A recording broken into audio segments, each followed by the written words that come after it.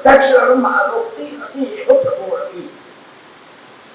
सब कुछ जो स्थिति है वो आश्रय से ही होगी। इसलिए शांकराचार्य ने ये पृथक शरण मार्ग प्रकट किया है। बाकी दूसरे शरण मार्ग तो बहुत से थे, परंतु आपने पृथक शरण मार्ग क्यों प्रकट किया? इसलिए प्रकट किया कि अगर आप इस मार्ग में दृढ़ आश्रय रखते चलोगे तो भले आपसे कुछ साधन हो रहा है कि नहीं हो रहा है, भले आपकी स्थिति है कि नहीं है, अगर आश्रय आपका जो है तो प्रभु की प्राप्ति हो जाएगी, इसमें कोई संदेह नहीं है। इसलिए पृथक शरण मार्ग है। बाकी और सब मार्गों में ऐसा नहीं है, आश्रय भी रखो, साधन भी करो, सब चीज की शुद्धि हो तब जाके आपको प्राप्ति हो सकती है, परंतु यहाँ ऐसा नहीं है। आश्रय मूल है, आश्रय मूल रखो तो प्रभु प्राप्ति हो। शरणस्थ समुद्धार कृत विज्ञापनादपि विवेक देति प्रत्यादि साधना भाववादः। इसलिए जो कृष्णाष्टमी में भी आप आज्ञा करते हैं कि शरणस्थ समुद्धारम कृष्णम विज्ञापयाम्यहम्। आचार्य चरण स्वयं विनती करते हैं प्रभु के चरणों में, जो आपके शरण आए प्रभु उनका आपको उद्धार करना है, ऐसी में आपके चरण में विनती कर रहा हूँ। जो शरण आए हुए जीव है उनको आपको उद्धार करना है। ये महाप्रभु जी अर्जी लगाते हैं सभी जीव की प्रभु के चरणों में। हम अर्जी नहीं लगाते, महाप्रभु जी अर्जी लगाते हैं प्रभु के चरणारविंद में कि जो जीव शरण आए हैं उनका उद्धार आपको करना ही है, ये आपकी जवाबदारी है। इसलिए सब आचार्य जब स्वयं हमारी अर्जी लगावे तो फिर हमारा उद्धार होना ही है, इसकी क्या सोचना है।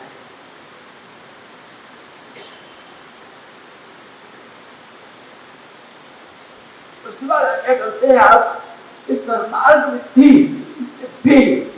सततम प्रभु पदाश्रये तदुक्त वाक्य भावार्थ विभावन नहीं। अब यहाँ पर मार्ग स्थिति का कर्तव्य बता रहे हैं कि हमको मार्ग में स्थित कैसे रहना है। तो सबसे पहले कहा कि सन्मार्ग विद्धि, जो इस मार्ग को अच्छी तरीके से जानने वाले हैं तो भगवती है, उनके साथ सतत हमें सत्संग करना है, उनका साथ हमें सतत रखना है। तदुक्त वाक्य भावार्थ विभावन पुराणी, और उनके द्वारा जो उक्त वाक्य है जिनको बतावे उनके अनुसार उनके वाक्यों की तरफ श्रद्धा रख के विश्वास रख के जब हम चलेंगे अवश्य प्रभु की प्राप्ति हमें होगी। भगवती का संग, सत्संगियों का संग ये करना बहुत आवश्यक है, और उनके वाक्यों पर श्रद्धा रखना ये भी बहुत आवश्यक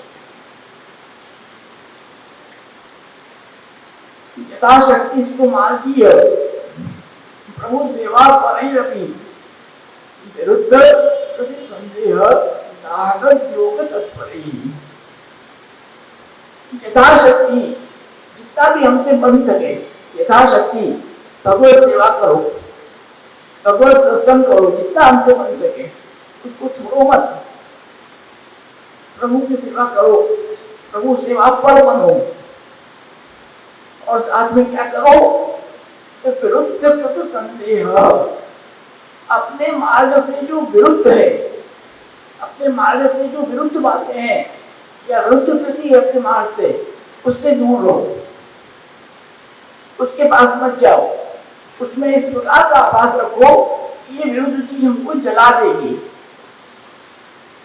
हमारा जैसे अग्नि के पास अपन डरते ही नहीं हाथ लगाने में, कहीं जल न जाए, इसी प्रकार से जो हमारे मार्ग से विरुद्ध बातें करें उनसे बिल्कुल डर के रहो, दूर रहो, कहीं हम जल न जाए, कहीं हमको हमारी खराब ना हो जाए, वो डर रखो अपने।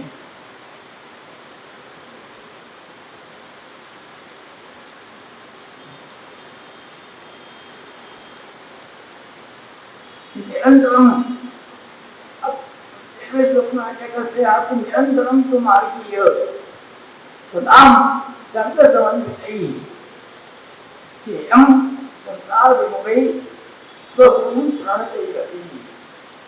निरंतर अपने मार्गी जो सदाम, जो अच्छी बुद्धि वाले लोग हैं, सज्जन लोग हैं, जो अपने मार्ग के जो सज्जन लोग हैं, उन सज्जन लोगों के साथ समन्वित होकर मिल के रहो। मार्ग में असज्जन लोग भी होते हैं, उनसे बच के रहना है। इसलिए कहा कि सदाम, जो मार्गीय सदाम, जो अच्छे सज्जन लोग हैं, जो अच्छी शिक्षा दें, जो अच्छी सही राह तुमको दिखावे, ऐसे जो सज्जन लोग हैं उनके साथ रहो। और साथ साथ में जो अपने गुरु विराज रहे हैं, उन गुरु के सन्मुख हो। और सन्मुख कैसे हो कि प्रणतई रवि, तुम गुरु के सन्मुख जाके दंडवत करो, जाके झुको, तब जाके गुरु तुमको शिक्षा देंगे। ये बहुत आवश्यक है। उनके सन्मुख जाना, उनके सन्मुख जाके, गुरु के सन्मुख जाके प्रणिपात करना, क्योंकि तो उसके बिना तुमको कोई चीज प्राप्त नहीं होगी। तुम अहंकार में तो जाओगे, हमको सब आता है, अहंकार में तुम जाओगे, तुमको कुछ प्राप्त नहीं होगा। तुम दैनिक भाव से वहां पर जाओ और गुरु का प्रणिपात करो, तब तुमको वहां गुरु भी शिक्षा करेंगे और वो शिक्षा उसको तुम ग्रहण करो। क्योंकि भगवत गीता भी यही कह रही, तद्विद्येत प्रणिपातेन, सबसे पहले प्रणिपात आया। जब तक प्रणिपात नहीं होगा गुरु के सामने, तब तक कोई भी वस्तु तुम प्राप्त नहीं कर सकते। गुरु तुमको देंगे ही नहीं। इसलिए अपने गुरु के पास जाके प्रणिपात करो, तब तुमको वहां पर प्राप्ति होगी। इस प्रकार से यहाँ पर आपने और सुंदर हमसे चरण ने सब क्रम जो आपने यहाँ पर बताए, अलग अलग विषयों को आपने उठा के अलग अलग श्लोकों के माध्यम से विषय को आपने यहाँ पर बताया। और जो शरणागति का सिद्धांत है, वो शरणागति का सिद्धांत यहाँ पर आप बता रहे हैं कि शरण से समुद्धारो पूर्ण शरणागति है, जो कि भगवत गीता में भी कही है, सर्वधर्मान परित्यज्य माम एकम शरणम भज। ये मूल जो शरणागति है, ये शरणागति का सिद्धांत मूल हमको समझने का है। जब तक शरणागति हम नहीं होगी, तब तक कुछ भी नहीं हो सकता है। इसलिए शरणागति मूल है। इसलिए यहाँ पर आप वही आज्ञा कर रहे हैं जो वहां पर आज्ञा हुई भगवत गीता में अर्जुन को। पहले तो अर्जुन अहंकार में था, जब युद्ध करने गया, जब युद्ध भूमि में जब आया, उसको अहंकार था, अपनी विद्या का अहंकार था उसको, अपनी विद्या का। तब उसने कहा कि मेरी आश्रय युद्ध में वसुन रण समुद्र में, प्रभु से कहा कि सीने और उभयोर मध्य रथम स्थापय में प्रभु आप सेना के बीच में रथ को ले जाके स्थित करो, मैं देखना चाहता हूँ कि मेरे साथ युद्ध करने वाला आखिर कौन है। तो अहंकार था उसने, लेकिन जब सबको देखा तो उसकी स्थिति ये हो गई, उसके हाथ से सब कुछ छूट गया, शस्त्र भी छूट गया, सब कुछ छूट गया उसके हाथ से। वो स्थिति ये हो गई उसकी कि कार्पण्य दोषों पर तस्तुभाव पिच्छान माम धर्म समूल के तब उसने कहा कि शिष्य से हम साधि माम त्वां प्रपन्नम। आज ही भगवत गीता का उपदेश प्रारंभ हुआ। जब उसने कहा कि शिष्य से हम है, मुझसे कुछ नहीं हो रहा है, मैं तो बिल्कुल बेकार हो गया, कुछ मेरा बुद्धि काम नहीं कर रही है, मेरा दिमाग काम नहीं कर रहा है, क्या करूं। अब आप मुझे बताओ, शिष्य से हम साधि मां, आप मुझे शासित करो, क्या करना चाहिए, क्या नहीं करना चाहिए, क्या सही है, क्या गलत है, आप मुझे बताओ। जब ये मुक्त भाव वहां पर आया, तब प्रभु ने वहां पर उपदेश प्रारंभ किया। ये मुक्त भाव है।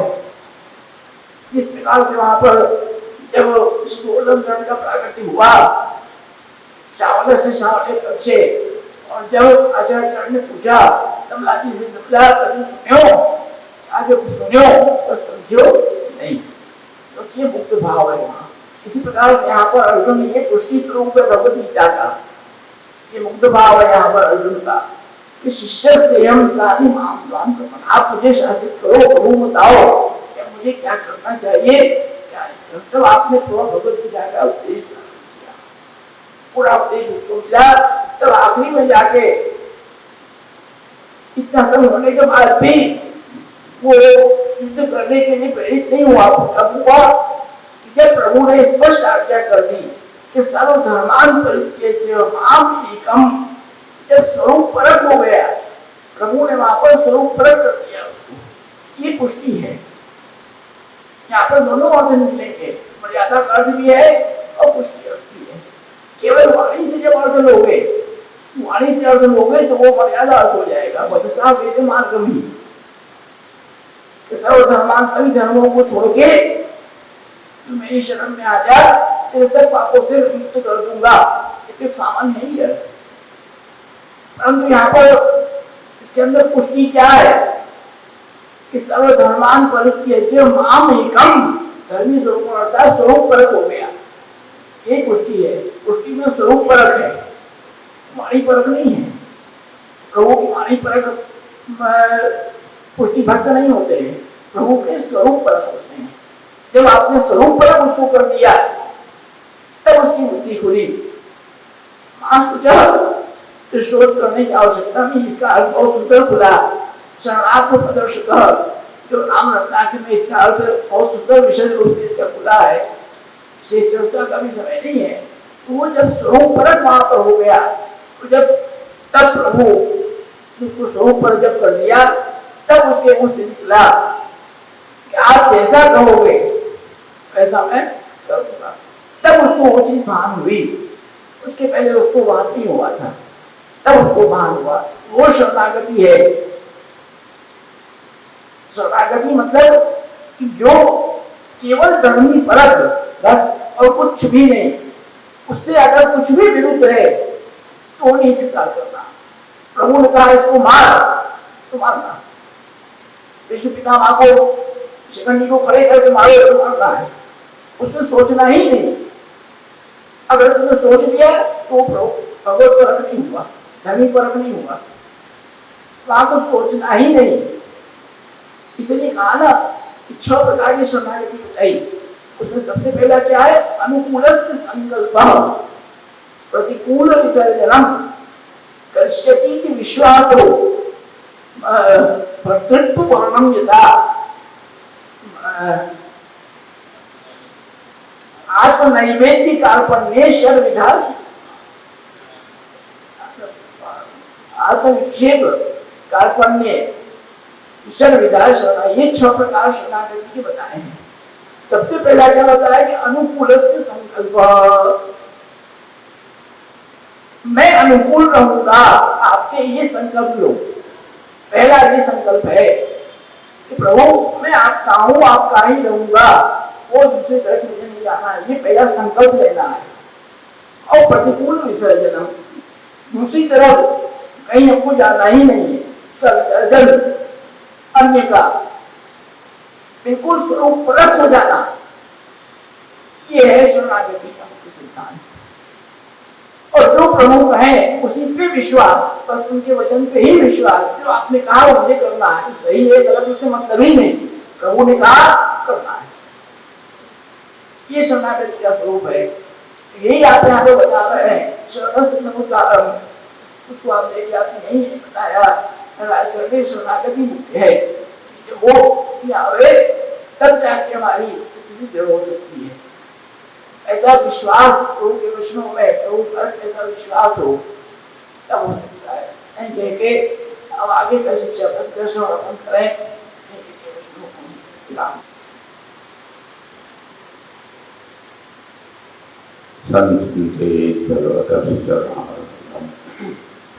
वज्रांकुशध्वजसहोलांछनाख्यम् उत्तुंगरक्तवेसन्नतचक्रवात ज्योत्स्नाभयातमहत्प्रलयान्धकारं यच्छौतिनस्तत्सविश्रवोगतेन तीर्थेन मुहुर्नैकृतेन शिवः शिवोः ध्यातोर्मनःशमलशैलं षष्ठपद्यं ध्यायेत् चिरं भगवतश्चरणारविन्दं वन्दे नन्दविजस्त्रीणां पादयुगमभीष्णतः यासां हरिकथोद्गीतं पुनाति बहुनत्रेण श्रीमदाचार्यचरणं शरणं सर्वदेहिनाम् अशेषदोषदहनं मस्तके राजतां मम न मन्त्रेण तन्त्रेण च ज्ञानसिद्धे न वैकुण्ठबुद्धिस्तु वैकुण्ठलोके गतिर्विठ्ठलेशे रतिर्विठ्ठलेशे मतिर्विठ्ठलेशे सदा रहिमास्ते।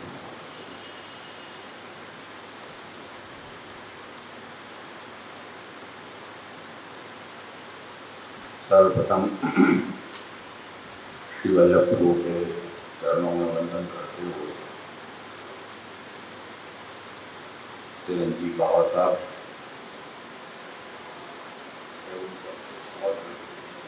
परम भाग्यवान वैष्णव हैं। आज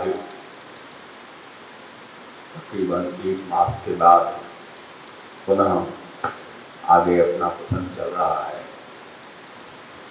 जैसा कभी बाबा साहब ने बताया, 70वें शिक्षा पत्र का एक पूरा खाका आप लोगों के सामने रखा, इसलिए उसको स्पर्श करने की आवश्यकता नहीं है। अष्टादश शिक्षा पत्र आज से अपन प्रारंभ कर रहे हैं। तकरीबन भगवत कृपा से आधे के करीब अपन आ गए हैं शिक्षा पत्र में। 41 शिक्षा पत्र हैं, लगभग 17 हो गए, मतलब आधे के करीब आ गए। 18वें शिक्षा पत्र में विरह भावना का वर्णन है, जो पहले भी हमने शुरुआत में बताया था। श्री गोपेश्वर जी इसमें आज्ञा करते हैं, अष्टादश शिक्षा पत्र में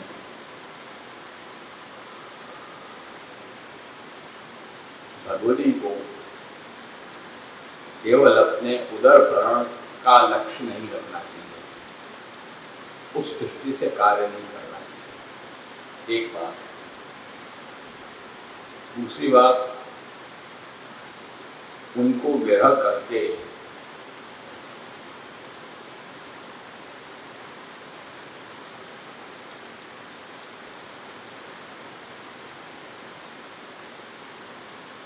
सर्वत्र भगवत स्फूर्ति का चिंतन करना चाहिए। तीसरी बात, भगवत लीलातिरिक्त सृष्टि, भगवत लीलातिरिक्त वस्तु आनंद रहित है, ऐसा जान के उसमें से अपने चित्त को हटाना चाहिए और प्रपंच की विस्मृति करनी चाहिए। और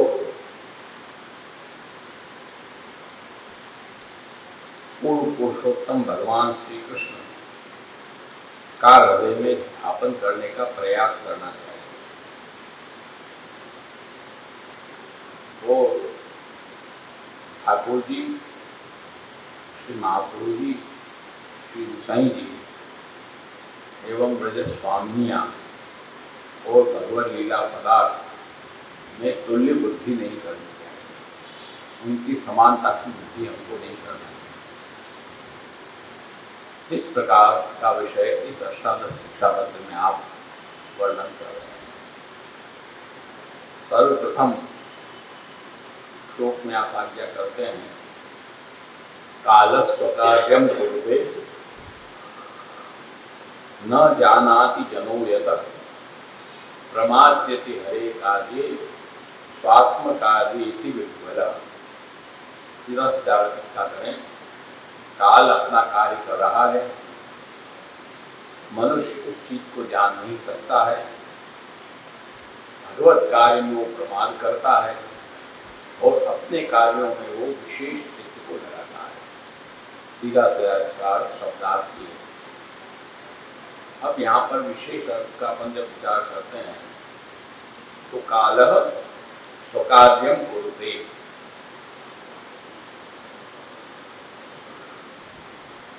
काल जो है वो अपना कार्य करता है। काल का कार्य क्या है?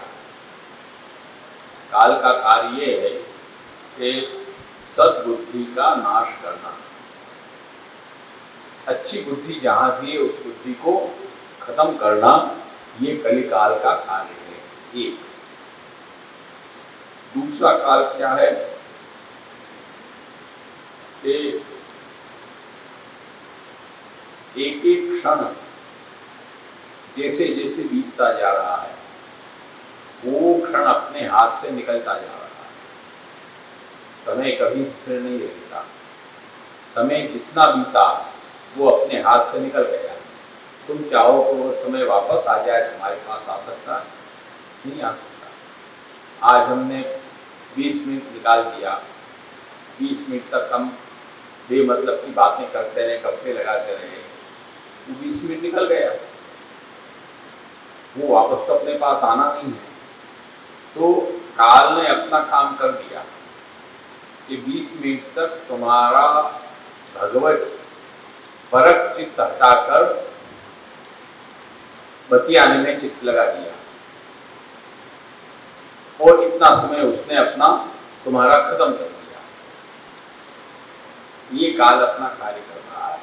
दोनों अर्थ इसके हो जाएंगे, सद्बुद्धि का नाश करना और समय को भगवत कार्य से इतर करके बिता देना। और ये स्थिति जब वो करता है तो क्या होता है? इस स्थिति जब बनती है तो न जानाति जनो यतः।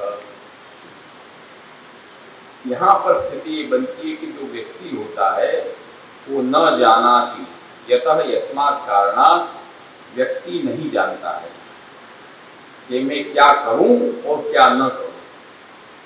वो काल के प्रभाव में सद्बुद्धि का नाश करता चला जाता है और प्रत्येक क्षणों को भगवत कार्य से इतर कार्यों में लगाकर उसका नाश किए चला जा रहा है।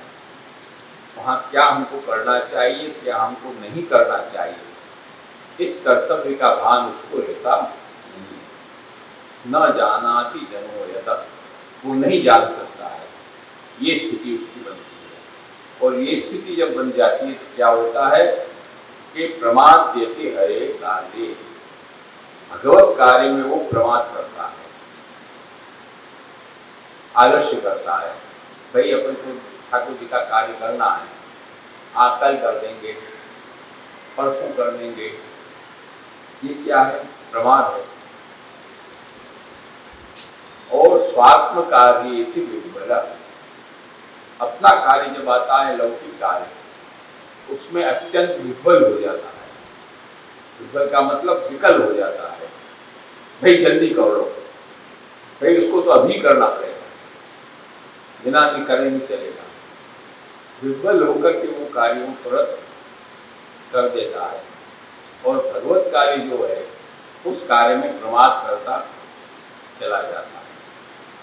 इसीलिए शास्त्रों में कहा गया है, संत सुजाति जो हुए, महाभारत में कथा आती है। सनत सुजाति बालक थे परंतु बड़े ज्ञानी थे। उनको जब प्रश्न किया गया कि भाई मृत्यु क्या होती है, आप हमको मृत्यु का रहस्य खोलिए, मृत्यु किसको कहते हैं? तो उन्होंने ये नहीं कहा कि प्राण निकल जाना मृत्यु है, ये नहीं कहा। ये तो सीधा सीधा अर्थ यही हुआ, भाई शरीर में से पंचभूत, शरीर में से प्राण निकल गया, मृत्यु हो गई। ये उन्होंने कहा। उन्होंने क्या कहा? प्रमादम वै मृत्युमहं ब्रवीमि, मैं प्रमाद को मृत्यु कहता हूं। मृत्यु प्रमाद है, प्राण निकल जाना नहीं। उन्होंने मृत्यु प्रमाद को बताया। तो प्रश्न किया उसने कि अमृतत्व क्या है, मृत्यु न हो ऐसी चीज क्या है?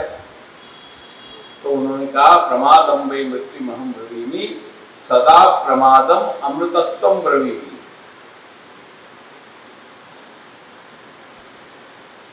अप्रमाद है, भगवत कार्य में प्रमाद नहीं करना, यही अमृत्यु है, यही अमृतत्व है।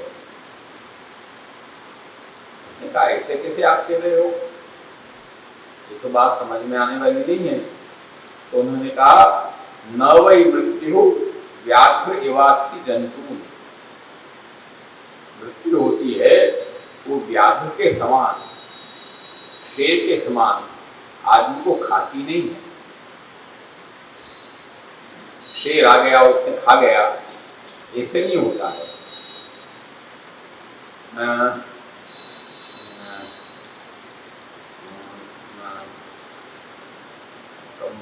न वै मृत्यु व्याघ्र एवास्ति जंतु, भूल रहे आगे थोड़ा सा, बहुत सालों में पढ़े। जंतु न तस्य रूपम प्रतिलभ्यते, मृत्यु का कोई स्वरूप नहीं है, ऐसा है। कुछ आगे थोड़ा भूल रहे हैं हम, मृत्यु का कोई स्वरूप नहीं बताया गया कि ये मृत्यु है, ऐसा नहीं है। इसलिए प्रमाद ही मृत्यु है, भगवत कार्य में प्रमाद करना वही हमारी मृत्यु है। आलस्य, प्रमाद का मतलब आलस्य, दीर्घ सूत्रता। जो कार्य करने के लिए हमको क्षण मिले हैं, जिस कार्य करने के हमको समय मिला है, उस कार्य को हम न करें, उस कार्य में हम प्रमाद करें, वही हमारी मृत्यु है। इससे आप आज्ञा करते हैं कि प्रमाद्यति हरे कार्य, और स्वात्म कार्य विलह, जिस कार्य में हमको प्रमाद करना चाहिए उस कार्य में हम प्रमाद नहीं करते हैं, और वो कार्य तो झटाझट हम करते हैं, भगवत कार्य बाद में करेंगे, पहले ये करना है। ऐसे ही होता है कि नहीं होता है लोग, अरे वो सेवा तो बाद में भी हो जाएगी, पहले हमको ये जरूरी है करना।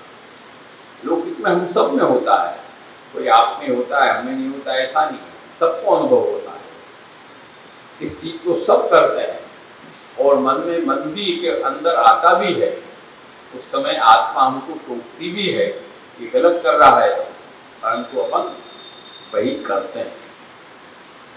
ये कालस्व कार्यम कुरुते न जानाति जनो यथा, यही काल का अपना कार्य है कि हमारी आत्मा हमको टोकती है, टोकते हुए भी हम उसकी टोक को ध्यान न देकर हम वही कार्य करते हैं, क्योंकि कालस्व कार्य कुरुते, सद्बुद्धि का नाश करता है काल, जाने नहीं देता है। इसलिए ये स्थिति हमको नहीं करना चाहिए।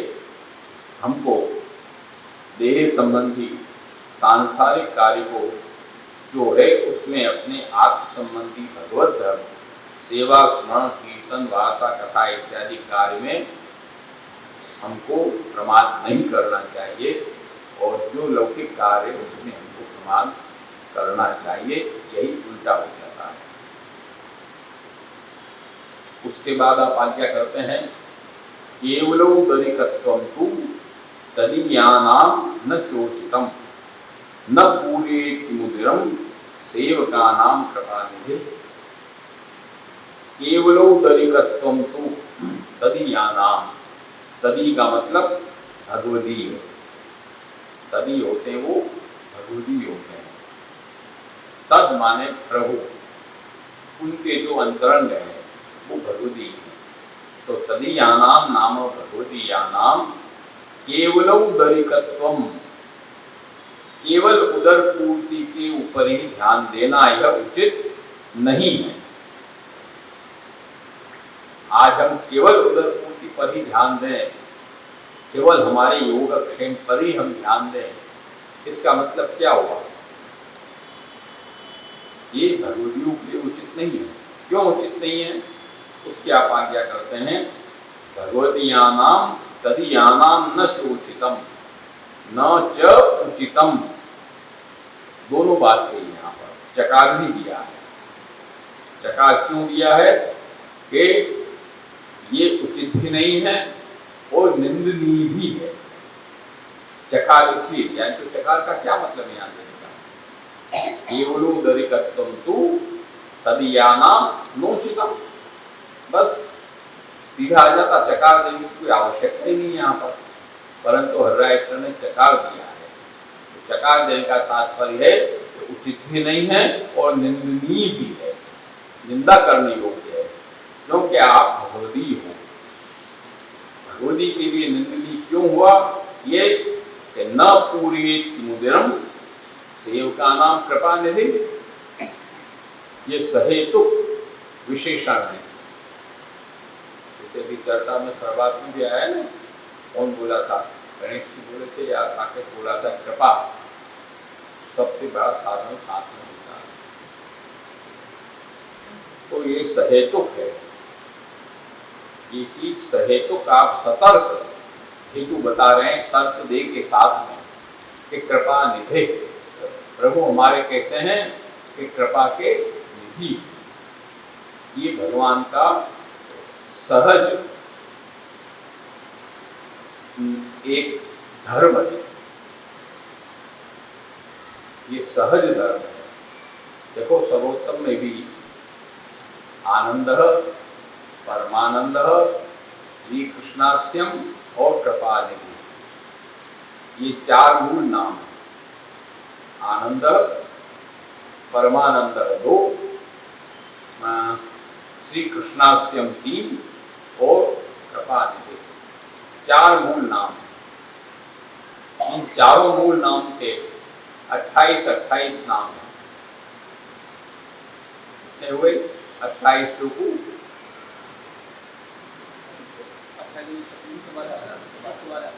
हैं? क्या है?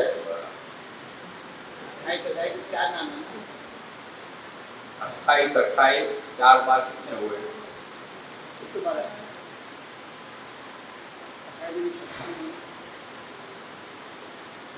गड़बड़ था कर रहे हो।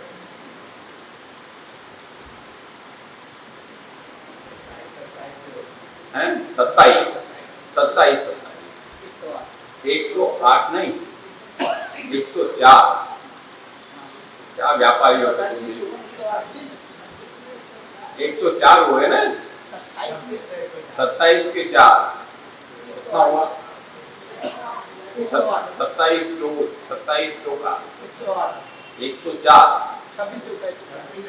हाँ तो 26 होगा, हम भूल रहे हैं, 26 होगा तो 4 हुए, 104 ही हो गए, बराबर। हाँ 4 हुए और फिर ये 4 तो कितने हो गए? 108। ऐसे 108 नाम है। मूल 4 नाम, आनंद, परमानंद, श्री कृष्णास्यम और कृपानंद, ये 4 मूल नाम है। आनंद स्वरूप आपका सहज धर्म है, परमानंद स्वरूप आपका सहज धर्म है, श्री कृष्णास्यम आप भगवत मुखावतार हैं, ये सहज धर्म है, और कृपानिधि ये आपका सहज धर्म।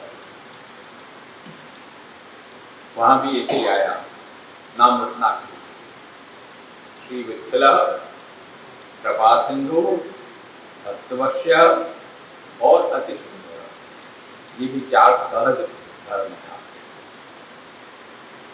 यहाँ भी कृपा निधि आया। आप कृपा करेंगे ही क्योंकि आप कृपा के निधि हैं। निधि का मतलब होता है कृपा का पहाड़ खजाना, जिसको कहते हैं कि जहां कभी कृपा खत्म नहीं होती है और उसमें कभी न्यूनता नहीं आती, वो अपने आप में पूर्ण ही रहती है। तो न पूरे मुदरम, क्या कृपानिधि जो प्रभु है, पूर्ण पुरुषोत्तम परब्रह्म है, वो क्या तुम्हारी उदर पूर्ति नहीं करेंगे? करेंगे ही, पूरे देव। ये शंका तुम्हारे मन में जब आई, तब तुम्हारा केवल उदर पूर्ति में लक्ष्य गया। ये मन में संशय आया तभी तो लक्ष्य गया। यदि ये विश्वास होता कि प्रभु हमारी उदर पूर्ति करेंगे ही, तो केवल उदर पूर्ति में लक्ष्य क्यों जाता? नहीं जाता।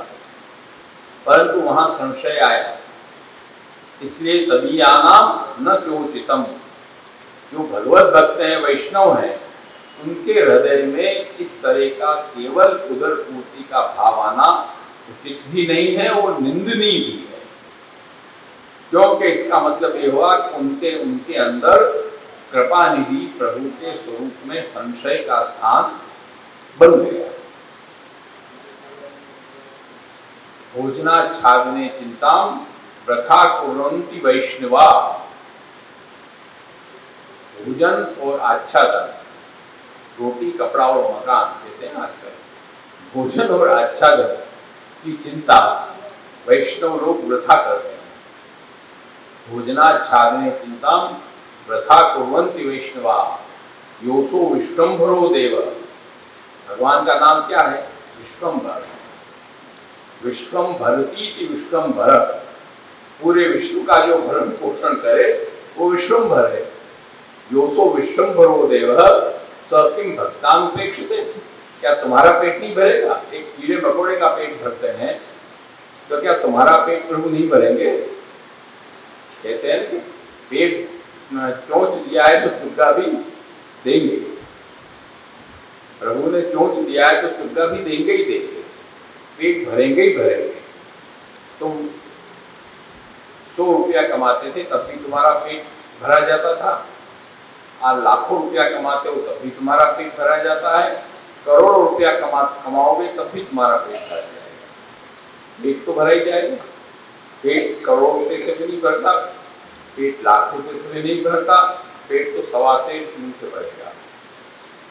और इतना प्रभु सबको देंगे ही। सबका पालन प्रभु करते हैं, कीड़ी मकोड़ी जंतु सबका पालन तुम करते हो।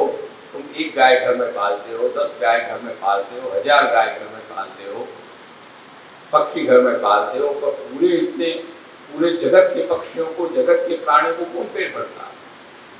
हम भरते हैं? कोई नहीं भरता है। अंबानी का लड़का इतने पशु पक्षी पालता है, क्या पूरे विश्व की पाल लेता है? नहीं नहीं, वो भी सीमित ही पालेगा बेचारा, परिच्छिन्न है, उसकी भी एक शक्ति है। जितनी शक्ति है उतना वो पालेगा, जितनी शक्ति हमारी उतना हम पालेंगे। समग्र को कोई पालन कर नहीं सकता। समग्र का पालन तो केवल और केवल विश्वम्भर पूर्ण पुरुषोत्तम भगवान ही कर सकते हैं और कोई नहीं कर सकता, क्योंकि वो कृपानिधि है। इसलिए केवल उदर पूर्ति में लक्ष्य हमारा ध्यान जाना भगवदीयों के लिए, वैष्णव के लिए उचित भी नहीं है और निंदनीय भी है, क्योंकि न पूरे किमुदरम सेवकानाम कृपानिधि। इसलिए आगे कहा कि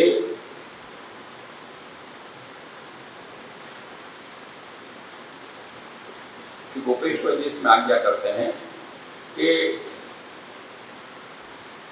ये बात को ध्यान में रखकर श्री ठाकुर जी को विश्वास मन में राख सर्वदा भगवत धर्म आचरण करे तथा व्यवहार बिना न चले तो अनवसर में प्रहर तथा एक घड़ी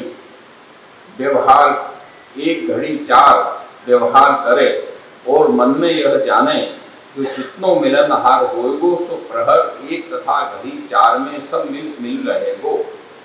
यह विचार वैष्णव मन में राखे, भगवान को महात्म्य विचारे, जो प्रभु सर्व सामर्थ्य युक्त हैं, सब सिद्ध करेंगे। एक वार्ता नहीं आती है कि उसने कहा कि भाई वो क्या बेच के काम चलाता था, रोज का रोज बेचे, लकड़ी काट के बेचे और काम चलावे। तो उसने कहा कि ये मत करना, तो कैसे खाऊंगा मैं? तो नहीं, जरा पूर्ति हो जाएगी।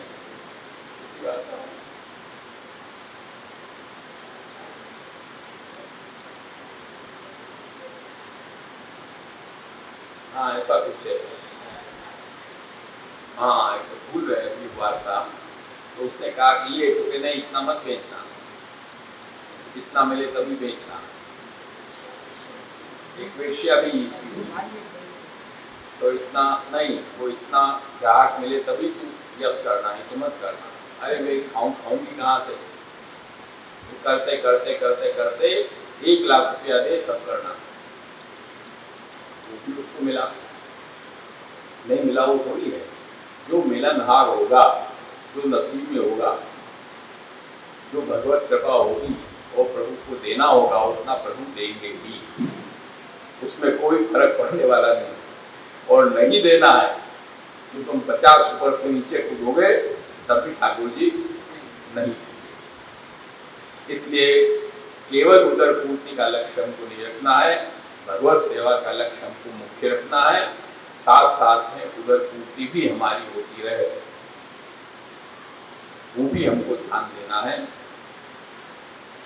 लौकिकम सकलम कार्यम प्रभु सेवोपयोजना, लौकिक कार्य सब करो लेकिन उसको गौण मान के करो, प्रभु सेवा को मुख्य मान के, उसमें हमको कोई फर्क नहीं करना है। और उसमें चिंता जो होती है तो उसकी आज्ञा करते हैं कि चिंता कापिन कार्येति प्रभु वाक्यम विचिंतिताम, इसमें हमको चिंता नहीं करना। तो ये कैसे होगा, कैसे पूर्ति होगी, ये नहीं करना। जो निवेदित हो गए, चिंता कापिन कार्या निवेदितात्मिक कदापि ही, ये स्पष्ट आज्ञा है श्री महाप्रभु जी के नवरत्न में। चिंता कापिन, कोई भी चिंता नहीं करना, लौकिक भी नहीं करना, अलौकिक भी नहीं करना। चिंता कापिन कार्या, चिंता नहीं करना, चिंतन करो, चिंता मत करो। चिंता बुरी चीज है, चिंतन अच्छी चीज। चिंतन करो, चिंता मत करो। टेंशन, आज की भाषा में कहते हैं टेंशन मत करो। कहते हैं ना, चिता चिंता द्वयोर मध्ये चिंता एव गरीब।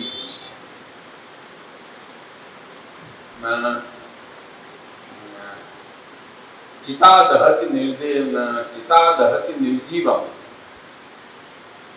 चिंता दहति जीवितम। चिता और चिंता दोनों बहनें हैं। इन दोनों बहनों में बड़ी बहन कौन है? तो वो कहते हैं चिंता, चिता नहीं है। क्योंकि चिता जो होती है वो तो बेचारी जब प्राण उड़ जाते हैं तब उसको जलाती है।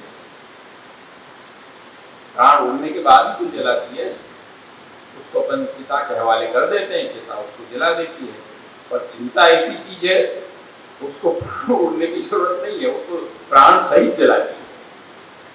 चिता चिंता द्वयोर मध्ये चिंता रेव गरीसी, चिता दहति निर्जीवम, चिंता दहति जीवितम। चिंता तो जीवित को ही जलाती रहती है, जलता ही रहता है बेचारा। आजकल वही तो स्थिति है सबकी। टेंशन, अपना धंधा उसका बढ़ रहा है कि नहीं बढ़ रहा, उसको चिंता नहीं है।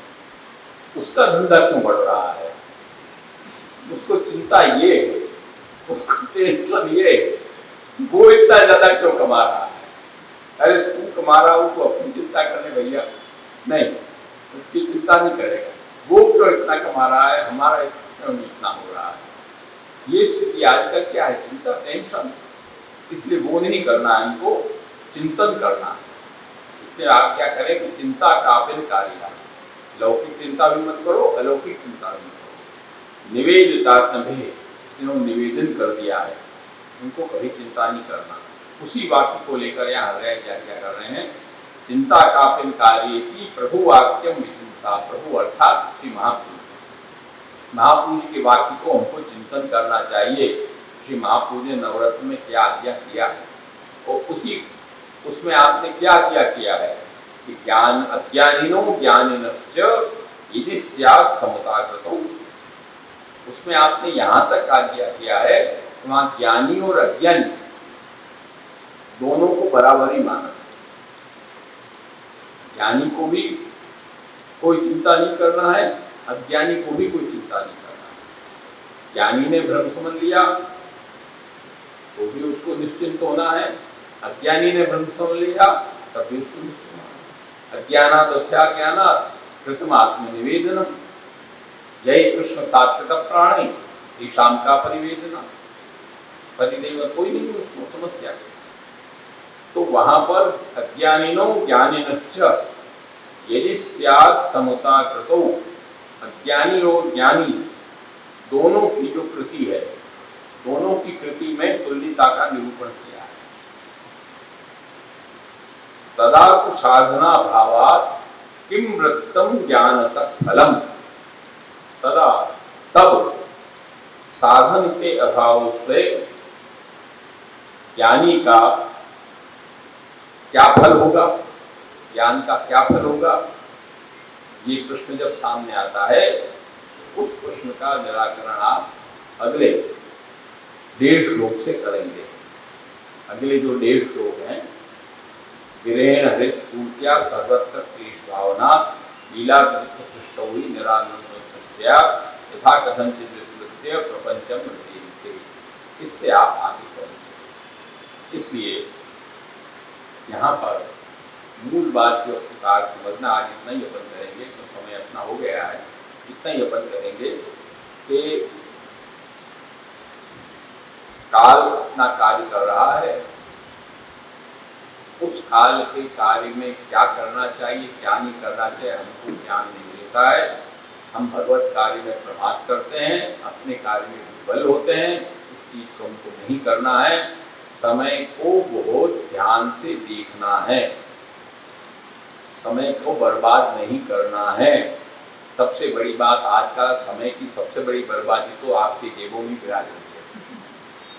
सबके जेबे में ही रखी हुई है समय की सबसे बड़ी बर्बादी। घंटों निकल जाएंगे व्हाट्सएप को डिलीट करने में, और घंटों निकल जाएंगे व्हाट्सएप को देखने में। वो इतना समय का कोई आपसे हिसाब मांगे, वस्तुतः इनकम टैक्स से भरा जाता है, ऐसे समय टैक्स भी भरा जाना चाहिए। मोदी जी को एक वो भी कर देना चाहिए, समय का टैक्स भरो, रिटर्न भरो, तो सबको मालूम पड़ जाए कि कितना समय कौन कितना बर्बाद करता है। तो समय की बर्बादी हमको नहीं करना है। एक एक क्षण जो बीतता जा रहा है वो वापस आने वाला नहीं है। तुम करोड़ों रुपया खर्च कर दोगे तब भी वो समय नहीं आएगा। समय गया जो गया, तो गोसाई जी का 5 शताब्दी हो गई, वो समय आनंद का गया जो आएगा वापस, उसका स्मरण ही कर सकते हो। ब्रज यात्रा होगी, वो स्मरण आएगा वापस, स्मरण ही कर सकते हो। वो समय आने वाला नहीं है, वो तो गया जो गया, आनंद जिसने ले लिया वो ले लिया, वो कार्य पूरा हो गया, उसका स्मरण हम कर सकते हैं, परंतु वो समय निकल गया। जिसने लाभ लिया वो लिया, ना लिया वो न लिया, दोनों बात हो जाती है। तो उस समय को हमको देखना है, समय को बिगाड़ना नहीं है, समय की बर्बादी हमको करना नहीं है। इस कार्य प्रथम श्लोक से आपने इस कार्य को बताया। दूसरे श्लोक से आपने एक बात बताई कि केवल उदर पूर्ति हमको लक्ष्य नहीं रखना है, उदर पूर्ति भी करना है। वस्तुतः देखो तो आजकल भगवत कार्य को छोड़ो, सब कार्य में ये लक्ष्य आ गया है, केवल पैसा। तुम कुछ पढ़ रहे हो तब भी केवल पैसा, तुम संगीत सीख रहे हो तब भी केवल पैसा, तुम व्यवहार कर रहे हो तब भी केवल पैसा। ये स्थिति जो आजकल आ गई है, ये स्थिति बहुत खराब है। पैसा भी, प्राचीन ये स्थिति थी, पैसा भी। बिस्मिल्लाह खान साहब अपने यहाँ के हो गए, उनका एक बार कार्यक्रम था, तब उन्होंने जब उनसे मिलने गए, इंटरवल होता था पहले संगीत के कार्यक्रम में, वो बात परिस्थिति खत्म हो गई। पहले 2 राग बजाते थे, फिर इंटरवल पड़ता था, और इंटरवल के बाद फिर एक राग वो कुछ हल्की फुल्की चीज बजाते थे। ये प्राचीन परिस्थिति संगीत की ये थी। अब वो सब खत्म हो गई। इंटरवल में जब मुझसे मिलने गए तब उन्होंने ये शब्द कहे कि आजकल आप लोगों ने हमको ऊपर तो बहुत बिठा दिया है, आप लोगों ने हमको ऊपर तो बहुत बिठा दिया है। स्टेज पर बैठते हैं, सुनने वाले सब नीचे बैठते हैं, परंतु अब हमारी वो इज्जत नहीं है।